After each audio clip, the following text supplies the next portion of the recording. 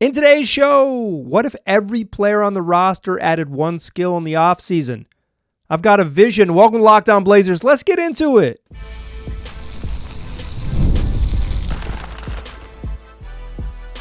You are Locked On Trailblazers, your daily Portland Trailblazers podcast, part of the Locked On Podcast Network.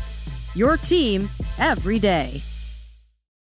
What's up, world? It's your past first point guard and Trailblazers reporter, Mike Richmond. You are listening to another episode of Locked On Blazers, part of the Locked On Podcast Network, available wherever you get podcasts and also on YouTube. Thanks for making the show your first listen, coming at you each and every weekday, Monday through Friday. So make it a part of your daily routine. Make it your first listen and tell your friends to do the same. It's Locked On Blazers, your team every day.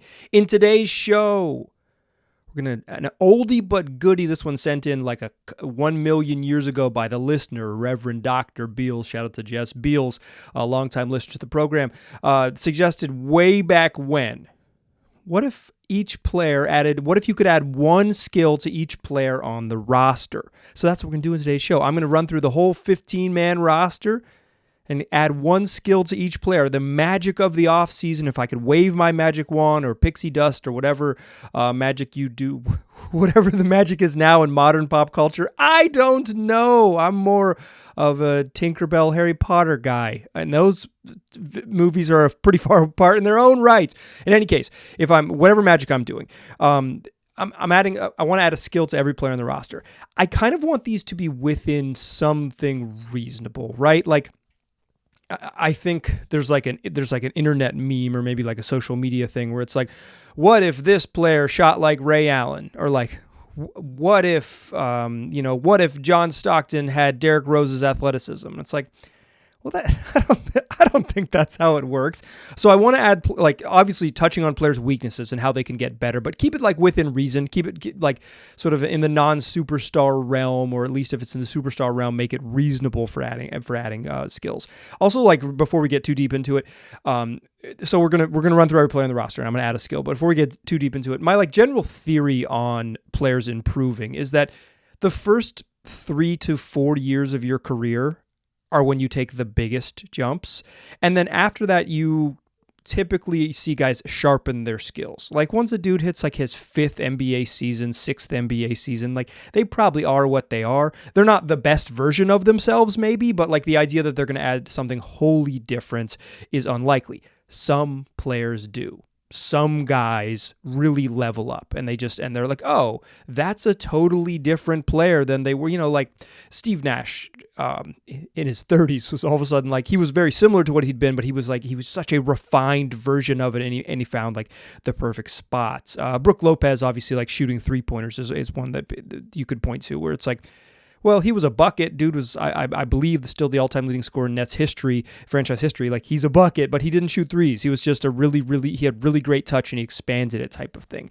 Obviously, there are some outliers that take leaps, but I think for the most part, and when you're thinking about, and why I'm starting with this preface here, is when you're thinking about the Blazers and like the players taking leaps, it's probably like the guys you're really hoping improve, and why you kind of hitch your wagon to the young guys in terms of your wagon of hope is like, because the guys who are like coming into the league at 19 and 20, that 19 to 23 is really the place you're going to make your widest improvements. And then from there, you're going to make some refining your skills, sharpening the edges type of thing.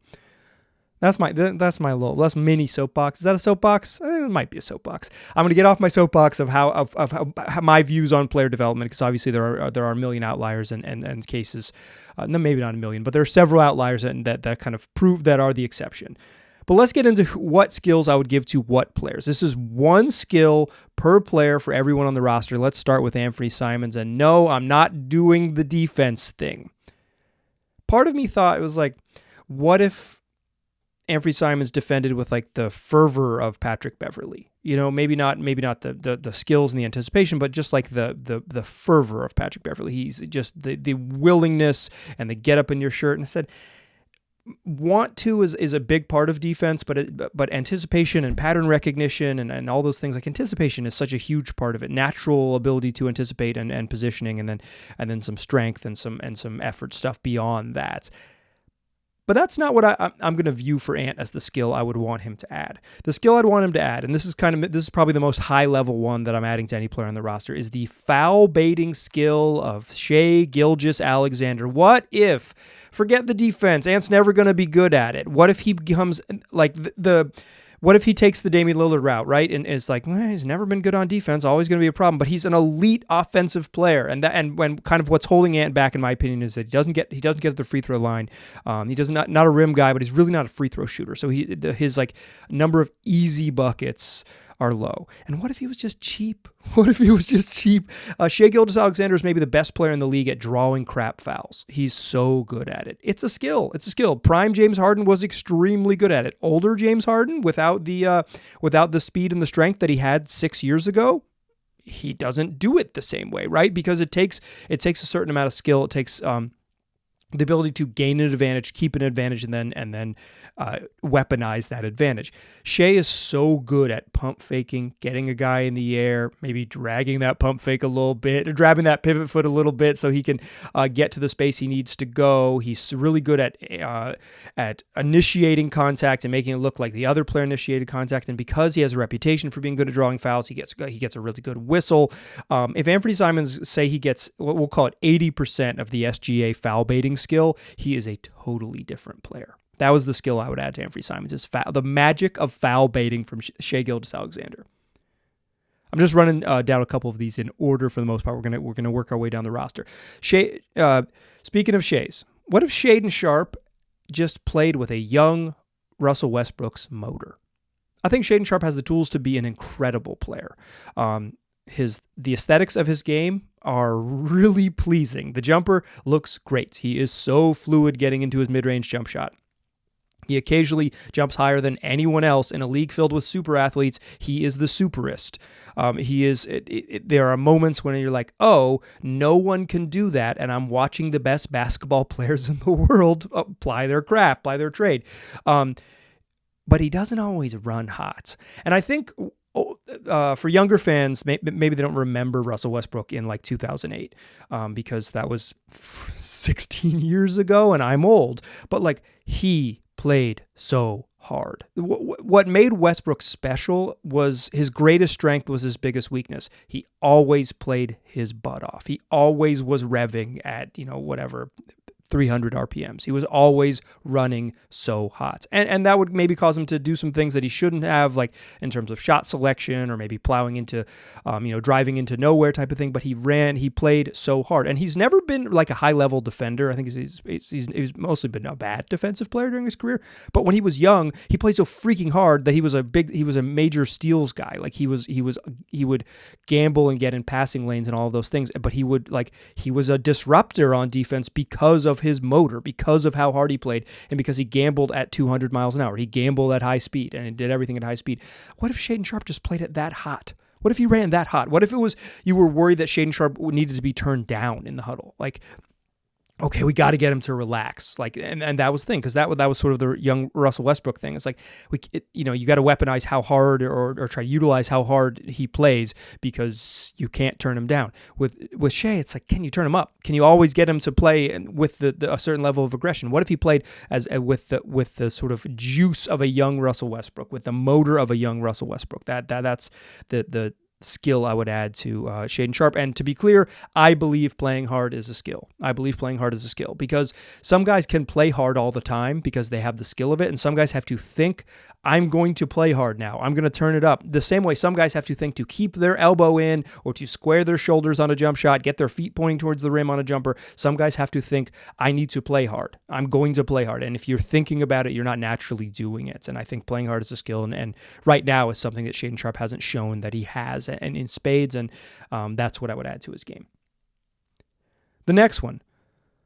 What if Deni Avdija had the offhand finishing of a Michael Conley? I think the name I first wrote down and crossed out in my notebook, and I truly did this, was Kyrie Irving, but I think that might be a little greedy.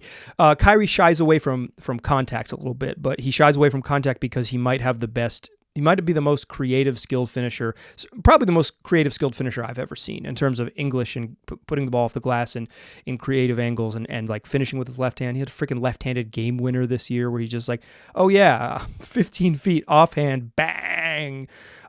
He's incredible. That might be too rich for Deni. I think that might be too greedy in terms of for the magic we're trying to pull here. So I went with Conley. Michael Conley might be the best right-hand floater guy in the league, and he's left-handed. Like, he's so good at getting inside 4 feet and just using his offhand. And because he's so good with his offhand, he can drive left. Like, he can drive to his strong hand and then say, oh, they're cutting me off. Bang! Use your right hand to get a little push shot up, and he's very, very comfortable. I think even Conley likes to shoot right-handed floaters more than left-handed floaters. It is a true preference, and I think Deni, one of the things that's probably held him back in his career as a half court. As being more productive in the half court is just he's not super strong with his left hand. He talks about that at media days. Like, one of his focuses this summer was improving his left hand finishes. That was a big focus of his summer.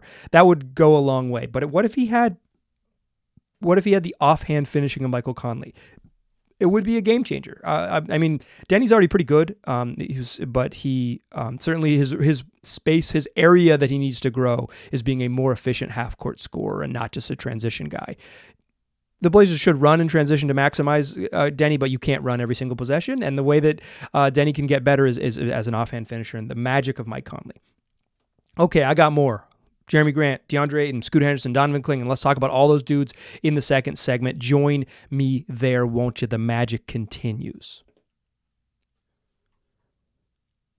First, though, let me tell you that today's show is brought to you by Gametime, the place for last-minute tickets. What makes Gametime such a wonderful app for buying tickets? Because they got all the features to make it simple for you. They got Gametime picks. So when you open up the app, you search for exactly what you want to go to, whether that's sporting events, concerts, comedy, theater. You check out the venue, and you use the Gametime picks. They say, hey, right here in this section, you want to sit close, you want to spend a little more money, this is the best deal if you want to sit close. Oh, okay, you don't want to spend some more money, you want to sit a little bit further back, this is the best deal if you want to sit further back. They've got curated selections to make it easier for you to save on the events you want to attend. Plus, when I'm using Gametime, I like to toggle in all-in pricing. If you toggle on that feature, it shows you the total upfront cost, so there are no surprise fees at checkout. Plus, you can always click on your seat and get a panoramic view of what it's going to look like to sit in that exact seat right there in the app before you click buy, before you pay anything. So take the guesswork out of buying tickets with Gametime. Download the app, create an account, and use the code LOCKEDONNBA for $20 off your first purchase. Terms apply. Again, create an account,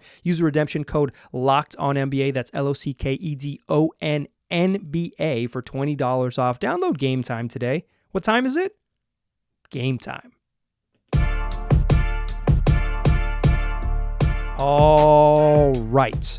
Still sprinkling pixie dust, still waving the magic wand. What skill would I add to Jerami Grant? I thought it would. I think rebounding is a very natural choice here, right? I think rebounding is a very, very natural choice. But I went another direction because I think Jerami has multiple things that he is not particularly good at, and I went with one that I think is a little more reasonable for him to maybe get to, and that is to be a high post passing hub like Isaiah Hartenstein. Hartenstein's monster is one of the best passing big men in the league. Jerami Grant is just someone who doesn't look to pass. He's just not a natural passer, right? Like, when he gets the ball, he can score in isolation, and that's what he looks to do. He's not horrendous as a passer. Like, it's just he doesn't see it that quickly. Hartenstein is one of the great passers in our league for a big. Jerami Grant's not a big. He's more like, he's kind of like a slow power forward or slow small forward, undersized four. He's a true forward in a league where increasingly positions don't matter and role does. He's a player who's kind of in between positions, but in a way that is less punishing maybe than players of the past. Rebounding certainly a weakness for him. He's one of the worst rebounders at his position in the league. But I think if I had to add something to his game that I think is more reasonable in a way that I think could like open up a lot for him as a player. It would be just the standstill passing of Hartenstein. What Hartenstein's really good at is catching the ball at 15 feet, looking like he's going to run a dribble handoff, and then slinging a backdoor baseline pass or a backdoor, like a slot cut from the top, a little bounce pass in close. He's a pretty good interior passer, and it's not like he's making crazy passes off the dribble. That's why I chose Hartenstein. Like, he's not someone who's he's not John Morant or Tyrese Halliburton or something who's like playing really fast and making feeds at full speed, right? And I think that'd be great if Jerami was a live ball playmaker. But what if he was just like a standstill playmaker? What if he was someone who could catch, survey, and make reads? And you could run a little offense through him because you could catch, survey, and make reads. I think that really opens up a lot of things for the Blazers. Okay, for DeAndre Ayton, what skill would I add to DeAndre Ayton? The screen setting of Steven Adams. Steven Adams might be the best screener in the league still. I saw a couple clips of him. I didn't watch this Rockets game, but this evening before I recorded, they were playing clips of the previous Rockets preseason game. Real quick, the Kings played a preseason game tonight. They played the Warriors. The last team in the league to not play a preseason game. I'm recording this on Wednesday evening. You're listening to Thursday, October 10th show. I'm recording this on Wednesday evening. The Kings became the second to last team to not play preseason, to make their preseason debut. The Blazers, the last team in the NBA to play a preseason game. Does it feel like we've been waiting forever? We have. Truly longer than anyone in the league. I'm ready for it. Blazers play Friday and Sunday. I'm ready for them to play basketball. But in any case, I was watching a little bit of that Rockets game, and they were showing clips of Steven Adams. Here's the new addition type of thing. And like, he sets some monster screens. He walls people up. Yusuf Nurkic was a great screen setter, and I think DA taking a little bit of Nurk's game would be valuable. But I think Adams might be the best screener in the NBA. He really hits people, and because when you get a reputation in the league, I'm not saying certain players are officiated differently, but certain players are officiated differently. When you get a reputation as a good screener, you can get away with nonsense. You can start to break the rules. You can start to live in the margins. And Steven Adams is such a good legal screener that he's an elite illegal screener. He is so good at it. And if DA was making solid contact on all his screens, one, he would make life easier for his guards. He would create an advantage for his guards. When you create an advantage for your guards, you get defenses in scramble, and he's such a good pick and pop player that if DA sets a mean screen, if he was consistently setting mean screens and then just opening up to 18 feet, you're talking about shooting over the top of someone who's going to be 6 to 8 inches shorter than you every time. And DA is going to make a lot of those. He's going to make a lot of those. Like, if he screens a guard and they can't get around him, they have to switch or they have to like recover, and there's like space to recover. He's either shooting a wide open pick and pop jumper, but traditionally against guys who can shoot, teams switch. They switch against shooting bigs. So you're going to get a little guy on you if you set a real screen and you don't just like make zero contact and slip and try to get into space. If DA set screens like Steven Adams, he would be an all-star. Like, he really would, because he would be an elite offensive player, because DA has enough skills of his own, just like straight up him as a skilled NBA player. He has enough skills on his own that, like, if he made life easier for his teammates, he would always play on elite offenses, because they would get, like, he makes so many twos at a really high level. He's making 55% of his 17-footers or whatever it is. He would be a borderline all-star, because he would average, he's going to be a 20 and 10 guy, and he'd play an elite offense. Like, he would be all-star in the West is so hard. I overspoke. Freaking Rudy Gobert won Defensive Player of the Year to make the all-star team, but like it would open up so much of DA's game. Okay, Scoot Henderson. What would I add to Scoot Henderson? So many things. So many things with my pixie dust, but I think it would be De'Aaron Fox's finishing. De'Aaron Fox was always, it took De'Aaron Fox 6 seasons in the league to make an all-star team. He's never been a high-level shooter. 1 year, actually, of his career, he did shoot 38% from three. But he's mostly been a below-average three-point shooter during his career, and he's really developed into an better off-the-dribble shooter as he's improved. And last year, he's probably a better shooter than he was at doing other things. And it's like he didn't get to the rim as much. And come on, Foxy, get back to your core competencies. But what Fox has always been is a high-level finisher. According to Clean the Glass, he's never had a season where he shot south of 60% inside 3 feet. If he gets it within 3 feet, every year of his career, he's shot at least 60%. He's been a very, very high level finisher his whole career. I mentioned De'Aaron Fox also because De'Aaron Fox is super duper left-handed. He's super duper left-handed. He's a left-handed driver who wants to go left and does go left and doesn't like to go right and rarely goes right, finishes with his left hand a bunch, and he's elite at it. Does that sound like Scoot Henderson's plight? A little bit. He's very, very strong hand dominant. Scoot Henderson's very right-handed. He doesn't really make right hand layups either, but he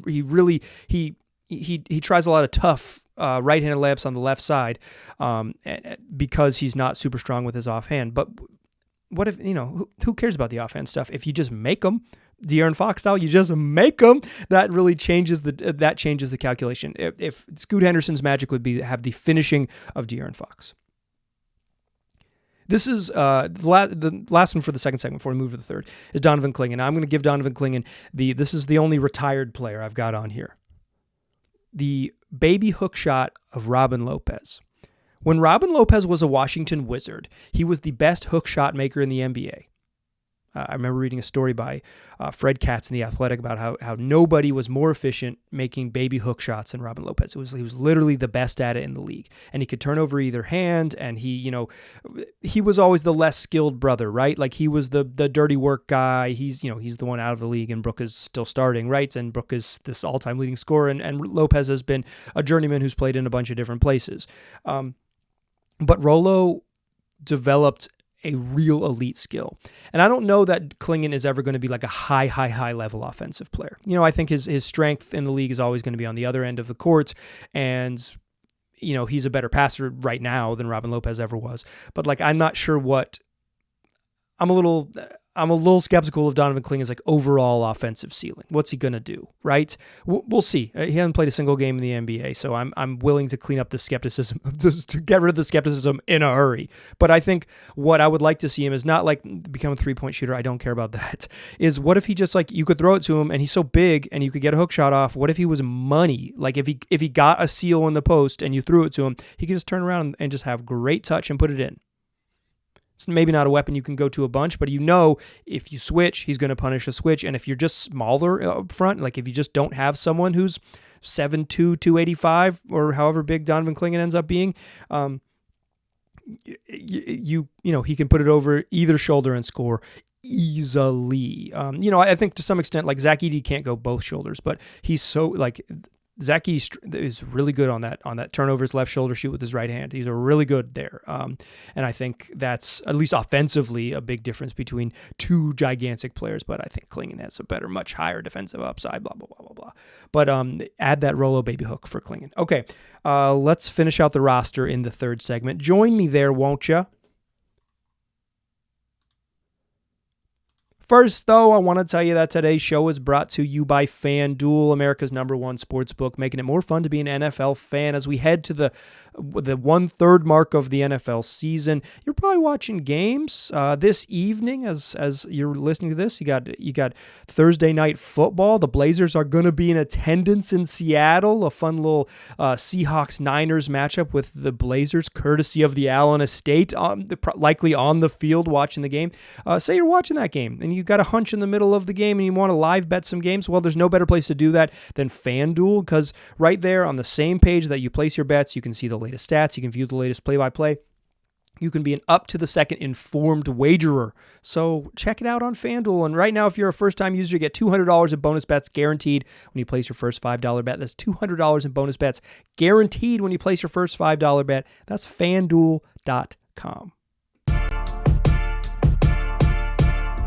Still a pass first point guard. I'm still Mike Richmond, and you are still listening to Locked On Blazers. Okay. There's a whole chunk of guys that we're adding skills to. It's just shooting. I was talking with someone today saying the Blazers have a type and it's nearly playable small forward. It's a wing who's not quite playable unless they learn to shoot. And they do have a slew of those dudes on the roster. So all of the next, I tried to avoid doing this, right? That's kind of why I didn't say what if Scoot Henderson could shoot? What if Donovan Clingan could shoot? What if Deandre Ayton could shoot? I tried to avoid it with those guys because I knew when we got to this section of the roster, it was going to be impossible not to be like shooting. Shooting is the thing they need to add. Give me the pixie dust. Give me the fairy dust. Shooting. I'm sprinkling a whole big batch of shooting. But let's talk about the specifics of shooting for a couple guys. For Toumani Camara, how about he shoots corner threes like Norman Powell? During my research for this, Cleaning the Glass has Norman Powell last year at shooting 54% from the corners. 70 of 129 for Storm and Norman. My goodness. Norm could shoot, right? Like Norm can shoot. He's a bucket. That's what Norm is. He's a bucket. The Blazers miscast him as a point of attack shutdown defender next to Dame and CJ, which is wild because what he is a bucket. It might be a little rich saying Toumani Camara shoot 54% from the corners on 130 attempts. But what if? What if we call it slightly less volume? 95 corner threes. He should shoot them. Toumani Camara should hunt and be aggressive shooting corner threes. It's the best place he's going to get his offense. Crash the glass a bunch, all of those things. But like two's role is often going to be spacer. And if he was an elite corner 3-point shooter as a spacer, he would be an excellent player. He can obviously add more things, but if I had to pick one thing, it'd be shooting, because that's kind of the thing with this core group of guys. With Matisse Thybulle, it's shooting. But for me, what if Matisse Thybulle? Because if Matisse Thybulle does start, I don't think he will. I think Scoot Henderson's going to start next to Anfernee Simons while Shaedon Sharpe is out. But I think a lot of people like Thybulle as kind of the dark horse starter. To me, I don't really love it, but I get why other people do. But if he does play that position is called shooting guard. If he plays the 2, that position is called shooting guard. You're going to have to shoot it, my guy. You're going to have to shoot it. So what if Matisse Thybulle shot above the break threes like Taurean Prince? I'm kind of thinking like a guy who doesn't shoot a ton of movement threes, is mostly known as a defender, not a really off the bounce type of attacker.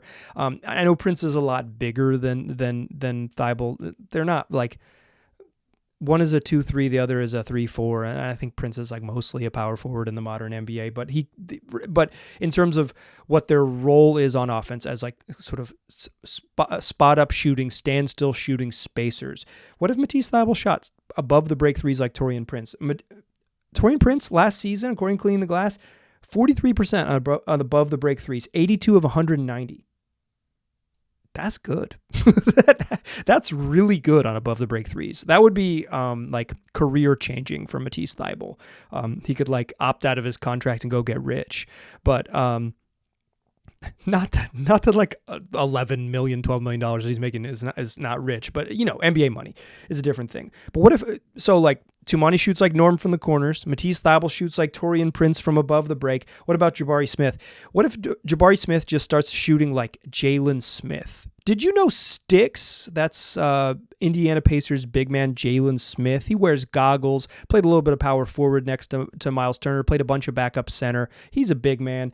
Do you know that he shot 43% from 3 last season? 61 of 143. So not a ton of volume, right? Relative to the Norms and Taurean Prince, because he's playing backup minutes and and I think this really speaks to the quality of looks you get in the Indiana Pacers offense and playing with Tyrese Halliburton and the rest of and how smart Rick Carlisle is at getting guys spots where they're going to be open. Here's where you're going to be able to shoot from, practice shooting from here type of thing. Jalen Smith, 67% effective field goal percentage last year, 67.1. Like, I didn't realize Sticks was that good on offense. I had no idea. This is very surprising to me. What if Jabari Walker shot like Sticks? What if Jabari Walker became Sticks on offense? About 35% of Jalen Smith's shots came from 3. He didn't shoot a ton from the corners, but a little bit, shot a lot of above the break threes. If you're a big like Jabari's going to play mostly 4, you probably play like functionally next to another forward where he could conceivably be a 3, but mostly a 4 is like you're probably either going to be in the corner spotting up, or you're going to be setting screens and picking and popping and filling in when 5 set screens. So you're going to be moving to the wings and the top of the key. 43% for 3 is game changing for Jabari Walker. What about Chris Murray? What if he shot like year 2 Keegan Murray? I think year 1 Keegan Murray might be a little rich. Year 1 Keegan Murray shot 42% from 3. I think that's too much for our boy Chris. But do you know that year 2 Keegan Murray only shot 36% from 3? He took about 20 more threes in year 2 than he did in year 3, and he made 20 fewer. He was higher volume, less efficiency in his second season. He shot just 36% from 3. What if Chris Murray shot like the Keegan Murray year 2 in his second season? If Chris Murray shoots 36% from 3, if he's like a league average 3-point shooter, he's going to play because he'll have to play because he'll be good. If he doesn't, he'll be without an offensive skill, and it'll be hard pressed for him to get in the rotation until there's some injuries kind of force his way in. But if he shoots like year 2 Keegan Murray, he's a player. He's a player all of a sudden. And I choose Keegan Murray because they're identical twins. Chris just shoots left-handed and the ball doesn't go in. Keegan Murray is right-handed and then the ball goes in. He's just a better basketball player right now. There's Robin Lopez's. It happens. Sometimes it's just like that. Okay, those are the core of like guys who could shoot. 4 guys who could shoot. Real quick, Ryan Rupert. I was thinking if Ryan Rupert added a handle to his game. The name that immediately came up, and this is just like French thinking. It's like Evan Fournier. Fournier was like kind of an on-ball 2 early in his career, right? Like he didn't play pure point guard in those Denver days, but he like got a lot of on-ball reps as a creator. And I think the thing that kind of separated him before his NBA career ended was like he could make plays off the bounce. Like he could dribble and pass and play make in addition to being a pretty good offensive player, like as a scorer in his own right. But that ability to handle is, I think, what made Fournier an intriguing young player early in his career. What if Rupert could handle like Fournier? But then I felt like, do I want to compare him to another French guy? So I added another name that I think is like more like the functional handing that I dream of for Rupert. These players are not the same, but I think I was also just thinking of former Knicks. I wrote down Julius Randle. What if Ryan Rupert had the handle of Julius Randle? Handle of Julius Randle. You write that in your notebook. If he did, like, Randle is not like super flashy, and there was a time in his career where he just spun a lot. He just did a lot of spin moves. But I think he dialed back the spin a little bit in his last couple seasons in New York. He's a good passer, good playmaker, but he has such a functional handle for someone his size. It's not like he has crazy moves and he's just like cross, go, cross, spin, but like cross, go. And he gets where he wants to go. He's a good handler for his size, certainly a plus handler for a power forward. This is what makes him such a special player. But what if Ryan Rupert just had a really tight handle? I think that would change a lot of his game. Because right now it's like it's hard for him to get to places he wants to go because he doesn't have his handle. What if he was somewhere between the Fournier, Julius Randle spectrum in handling? For Duop Reith, what if he could rebound like Day'Ron Sharpe? Or maybe you don't know who Day'Ron Sharpe is because he's a backup big man for the Nets. He's a really high-level rebounder. It's the only reason he's in the NBA, Tar Heel legend. But what if he rebounded like Ivica Zubac? Zubac is one of my favorite players in the league in terms of just like dude who knows what he does. Like Zubac, you're not going to see him do something he can't do. He is very much a guy who plays his role, understands what his skill is, and goes out and does it. But he's a really good rebounder. What if Duop Reith was just an elite rebounder like the Zubac, Day'Ron Sharpe type? What if he just absolutely inhaled rebounds, even at his size, right? And he was just like, I get every defensive board and I make some threes. Duop Reith would be a really good player. Finally, Delano Banton. What if Delano Banton had the court vision of Skylar Mays? A former Blazers backup point guards. Mays, was what made Skylar Mays effective as a Blazer, and he wasn't super effective, to be clear, but what made him as functional was he had a really good, just like playmaking understanding, a savvy of how to make plays for his teammates. Banton can go get his. He's good at getting himself to the rim, getting to the line. He can get shots off because of his size and his ability to use angles. He doesn't pass very well. He is not a natural passer. I thought of a bunch of names here, and then I landed on Skylar Mays because it's like, what if he was just like a no nonsense, make the right read, set your guys up, have a good understanding of flow and decision making. What if he just played at that speed and that level? The playmaking of Skylar Mays. That's 15. That's the Magic. That's everybody. Tomorrow's show will look ahead to 2 preseason games. It's finally here. They're finally going to play basketball. Tell your friends about the program. I appreciate you listening. I'll talk to you soon.